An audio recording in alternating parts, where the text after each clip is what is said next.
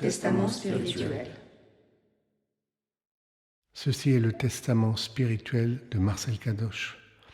Il a été écrit vers 2001. Il reflète la pensée de mon père. Il reflète la pensée de notre grand-père. Il reflète la pensée de mon grand-père. Il reflète la pensée de mon beau-père. Il reflète la pensée de mon vrai père. Mes chers parents et amis, les stoïciens, Épiclète, recommandaient que chacun de nous concentre toute sa volonté sur ce qu'il a le pouvoir de changer, ce qui dépend de lui, soit, en langue dorienne, ta f emin, et s'adapte de leur mieux à ce qui ne dépend pas de lui, ta uk f emin. Comme il n'a pas le pouvoir de le changer, il s'en donne ou en donne l'illusion. Notamment en politique, en changeant son image, il change les mots, disait Jean Jaurès. Dans l'esprit d'un stoïcien, il s'agit de ce qui dépend ou ne dépend pas de lui de son vivant. Les dernières volontés qu'il exprime avant sa mort, sur ce qu'il souhaite qu'il se passe après, ne dépendent évidemment pas de lui, mais du respect de ses volontés par les survivants, dans la mesure où pour chacun d'eux, elles sont donc taefimines.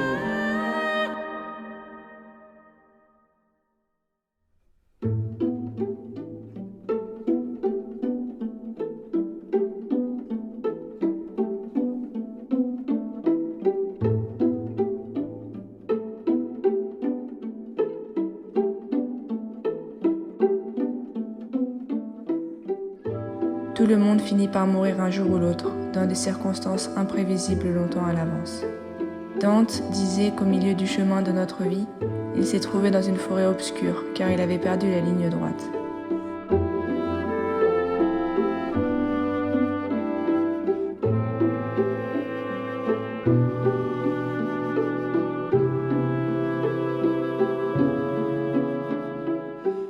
Nel mezzo del cammin di nostra vita mi ritrovai per una selva oscura che la diritta via era smarrita.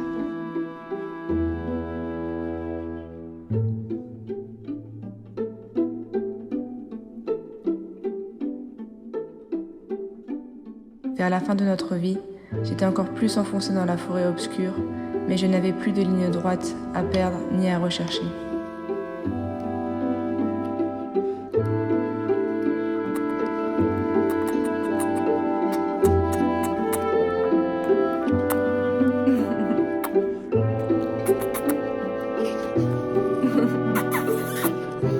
Je t'aime, mon papy.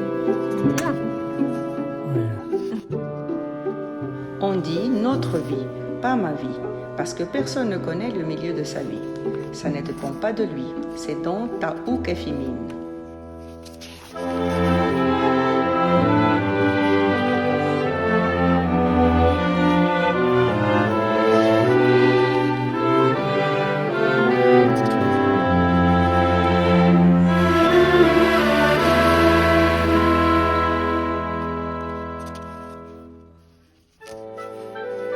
Comme ma fin se rapproche, et dans la mesure où cela dépend de moi, si les circonstances ne sont pas contraires, je voudrais mourir chez moi. Je crois que c'est le souhait du plus grand nombre.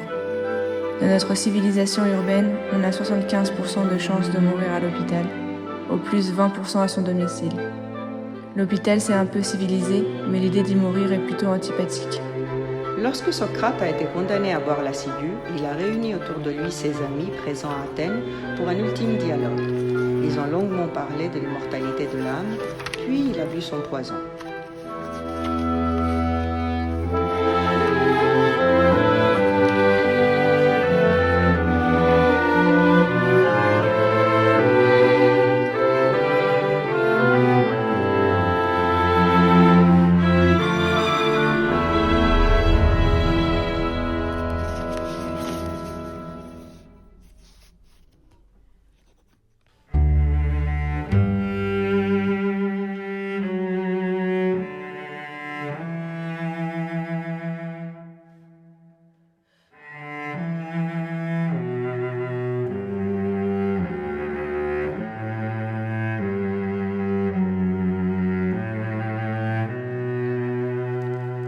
Dans les derniers moments où je garderai toute ma conscience et la faculté de m'exprimer, je souhaite être entouré d'abord de tous les miens. Ma femme, mon fils, ma belle-fille, ma petite fille et mon petit-fils si je vis encore assez longtemps pour le voir entrer au collège. Et Jean-Paul et Claude qui nous ont enfin rejoints.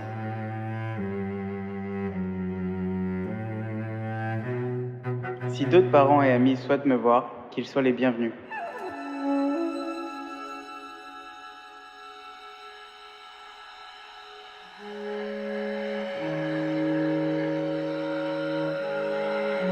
Malheureusement, mes amis sont presque tous morts ou au loin. Dans les derniers moments où je garderai toute ma conscience et la faculté de m'exprimer, j'aurais aimé débattre avec les miens, parents ou amis, réunis autour de mon dernier lit ou de mon dernier fauteuil, en premier lieu de leur avenir, puis s'il nous reste du temps, de l'avenir possible de ma conscience, de mon âme, que sais-je.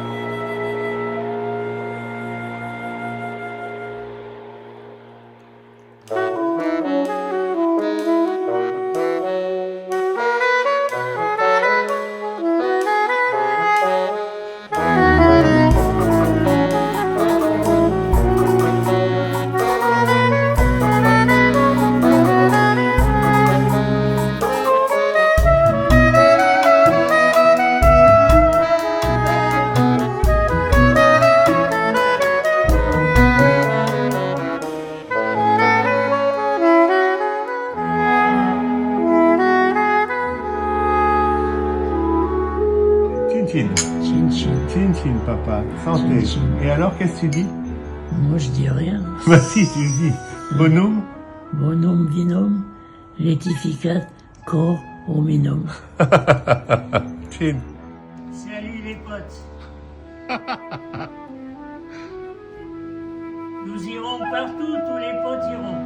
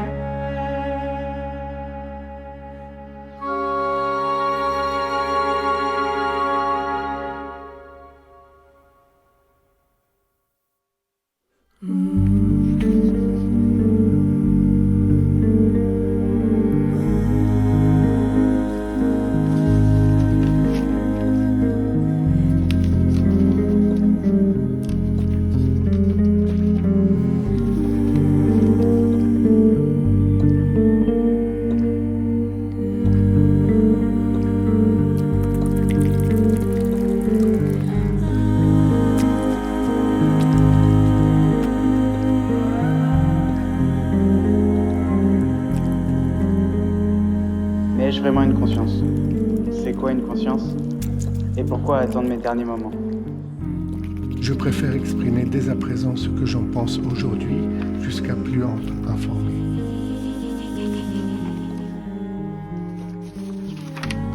Je ne me préoccupe pas trop de mon âme immortelle, car je crois que le lieu que j'occupe, 0,5 m3, est habité par un très grand nombre de cellules dont on me dit que quelques-unes sont immortelles, et que ces cellules immortelles, ou non, sont à la fois des corps et des esprits. Disons des corps-esprits, dont l'ensemble est organisé, commandé et maintenu en ordre par le système nerveux et le système immunitaire, qui agissent comme un super-esprit en quelque sorte, lequel cessera de fonctionner, donc d'exister quand je mourrai.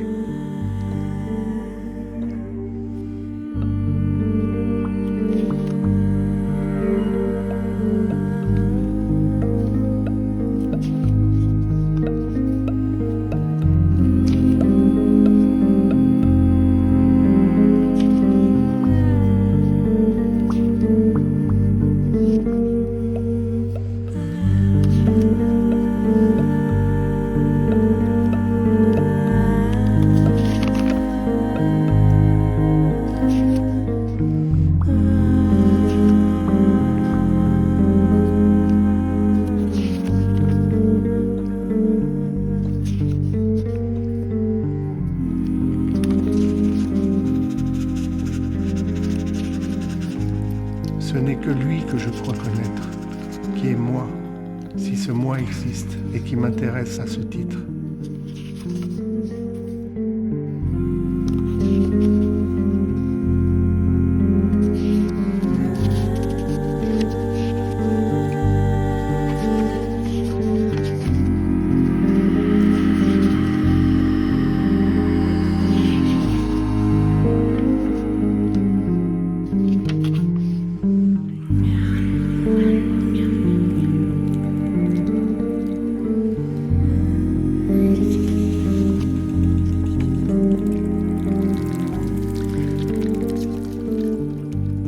Quant aux cellules individuelles, le corps de chacune ira rejoindre la nature en ordre dispersé. Leur esprit, si elles en ont un, disparaîtra si elles cessent de fonctionner ensemble, d'aider la cellule à se nourrir, bouger, se maintenir vivante en expulsant ce qui l'empêche de survivre tant qu'elle en a l'énergie.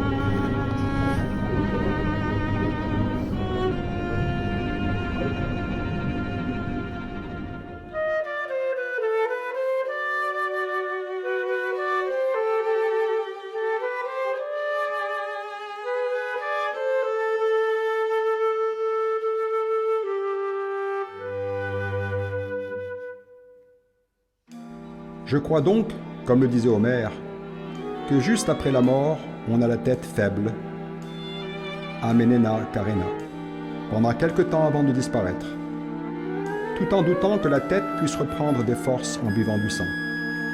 Et comme le soutenait Horatio chez Shakespeare, mais le croyait-il vraiment, que les morts se sont promenés quelque temps dans les rues en poussant des cris de souris et chuchotements, squeak and gibber, pour annoncer une catastrophe, l'assassinat de Jules César.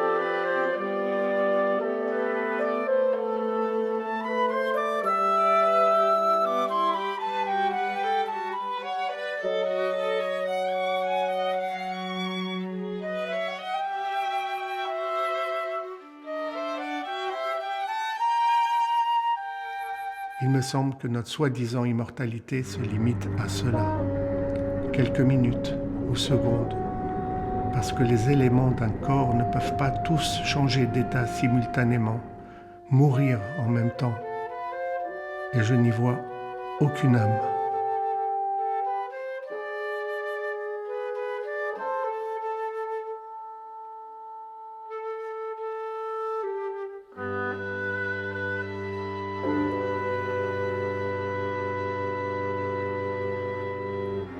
Je ne vois donc aucune raison justifiant qu'on prolonge mon existence à l'aide de machines, pompes, congélateurs, etc. Par pitié que ce sort me soit épargné.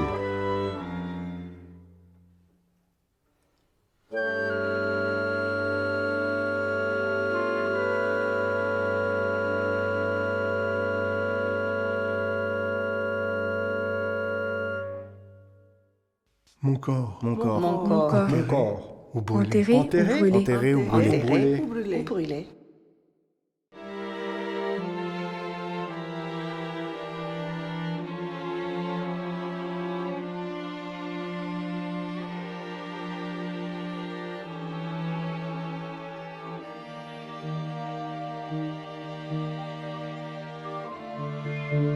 Que l'on commence par examiner si des morceaux de mon corps de nonagénaire peuvent servir à quelqu'un d'autre dont le besoin de ce morceau, s'il est encore en état de fonctionner. Puis qu'on demande à mes héritiers s'ils acceptent un don d'organes. Que le reste de mes viscères soit donné en pâture aux asticots, tout de suite ou à terme, qu'importe. Quant aux ossements, l'idée qu'ils soient confinés dans un cimetière me déplaît. Celle qu'ils soient brûlés et dispersés dans un jardin, ce n'est pas beaucoup mieux. En tout cas, pas sur la Côte d'Azur, c'est trop loin de chez moi.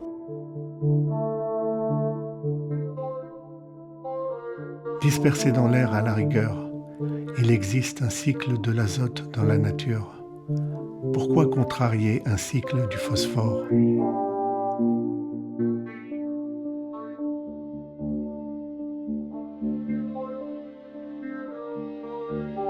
Cela dit, je pense qu'à ce moment, mon opinion, mon sentiment n'auront aucune importance et que les miens seront libres de faire ce qui leur convient à eux. Ils ont priorité.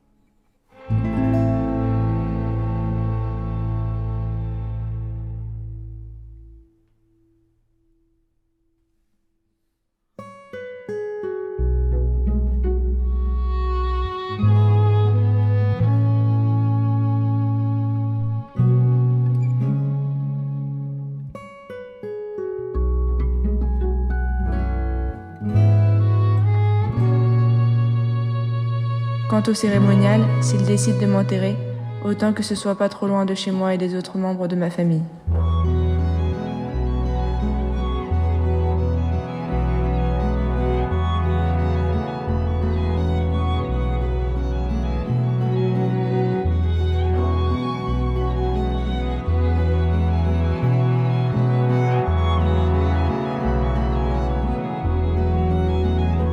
Avec les juifs ou les athées?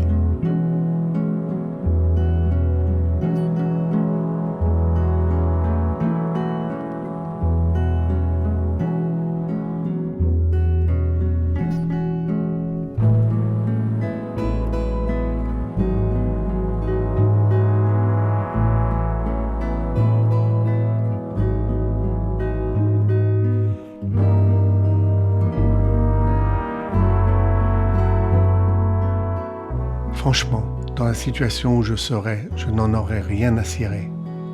C'est donc l'affaire des miens qui resteront vivants. Ils savent que de mon vivant, j'aurais trouvé tout à fait désagréable l'éventualité qu'un rabbin, auquel on aurait communiqué mon CV ou une copie de ma notice dans le Rousevou, vienne débiter des conneries sur mon cercueil avant la mise en terre. Je ne crois pas du tout en Dieu, surtout pas en celui, Adonai Sebaot, que les Hébreux nomades se sont fabriqués pour pouvoir le transporter avec eux dans le désert et l'invoquer pour écraser leurs ennemis.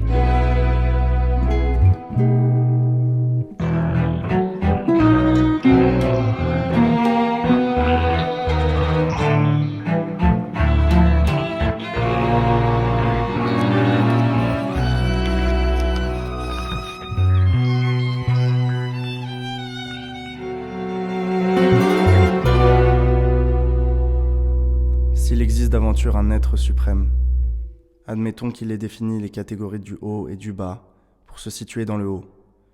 Je le salue bien poliment et je reste dans le bas. Comme l'imaginent les poètes, Jacques Prévert, John Lennon dans leurs prières. Sur la terre, bien qu'elle ne soit pas jolie ces temps-ci. Si mon fils tient à réciter le Kaddish dont les chrétiens ont tiré leur paternoster, je n'ai rien contre, car c'est un beau poème fleuri. Veyasma pour Canet. Mais qu'il agisse à sa guise et fasse jouer sa musique que j'aime.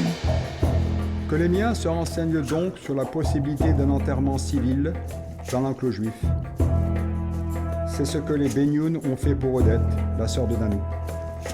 Ou sinon, qu'ils me brûlent. Mais qu'ils ne brûlent pas mes livres, mes publications. Qu'ils ne se dépêchent pas de vider mon disque dur. Tout ce qui restera de moi qui porte un sens, qui témoigne de ce que mon esprit était capable de construire avant de disparaître, de tout ce que j'ai pu construire pour l'amour des miens. Je peux le consigner dans des CD-ROM.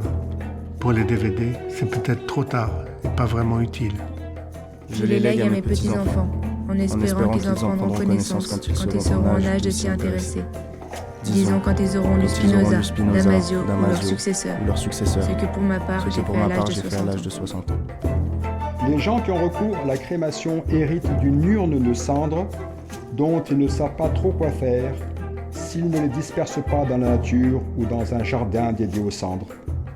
On me dit qu'ils disposent parfois l'urne dans un lieu où le défunt affectionnait de séjourner. Dans mon cas, ce serait devant mon ordinateur, ce qui aurait l'avantage de mettre les restes inertes de mon corps à côté des restes de mon esprit. Mais rien n'empêche de placer ces derniers restes dans un disque dur extérieur qui jouerait le rôle d'urne spirituelle et rendre ainsi transportable mon corps-esprit comme un objet nomade en tout lieu, comme les Hébreux firent jadis de Jéhovah.